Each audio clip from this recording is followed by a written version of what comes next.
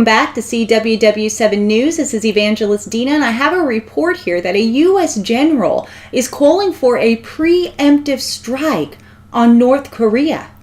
The former top American commander in South Korea on Thursday said the Trump administration must be ready to launch a preemptive strike on North Korea before it tests a long-range missile capable of hitting the U.S. mainland.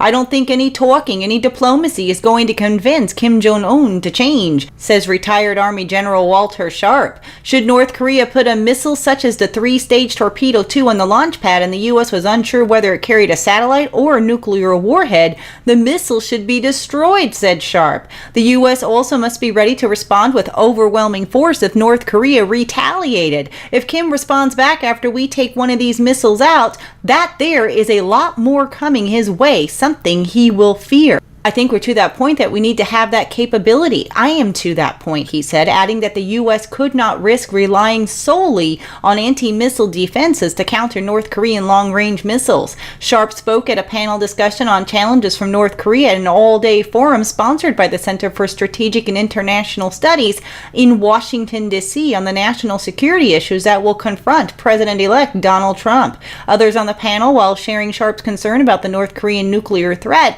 worried about the aftermath of a preemptive strike. Despite North Korea's nuclear test, there is a potential in diplomacy, said Christian Warmoth, the former Undersecretary of Defense for Policy in the Obama administration. I'm concerned about preemptive action on the launch path, he said. What does Kim Jong-un do in response? I worry quite a bit about our ability to sort of manage a potential retaliation. During the campaign, Trump called Kim Jong-un a bad dude and a maniac, but also said he might be willing to meet with Kim over a hamburger to defuse tensions on the peninsula.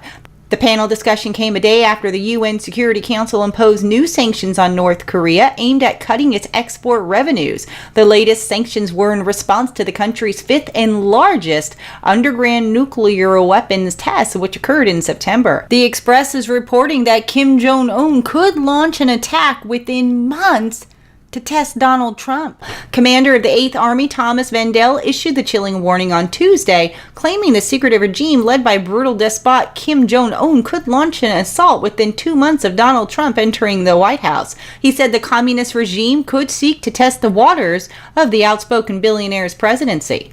The military brass theorized a tyrannical leader could raise military tension to provoke a response from the U.S. as early indications suggest a new direction in foreign policy, and they are unsure of what Trump's attitude will be towards Pyongyang. U.S. Ambassador to the UN Samantha Power previously said North Korea is seeking to perfect its nuclear weapons and their delivery vehicles so they can hold the regime and the world hostage under threat of nuclear strike. We will take additional significant steps, including new sanctions, to demonstrate to North Korea that there are consequences to its unlawful and dangerous actions. And recently, the barbaric leader said the international community should focus on America's human rights abuses instead of his own, ignoring his own brutal gulag. General Vandell added that Pyongyang could also look to capitalize on the instability in neighboring South Korea after President Park became embroiled in a political scandal. The president could be impeached after she and her close confidant were embroiled in an embezzlement row, with members of the opposition filing papers in an attempt to remove her from power. General Vandell pointed towards North Korea's history of launching offensives during transition of power in both Seoul and Washington, with the possibility both may happen at the same time. But he reaffirmed both the U.S. and South Korea's military capabilities to repel any antagonism from the secretive state, including the use of submarine-launched ballistic missiles. In August, Pyongyang fired one such missile towards Japan, which traveled roughly 311 miles, a sign of their improving capabilities. The regime has been particularly active in recent months, with several nuclear tests conducted in flagrant defiance of the UN. It conducted its fourth nuclear test in January, when it announced the successful test of a hydrogen bomb in January, much to the horror of the international community.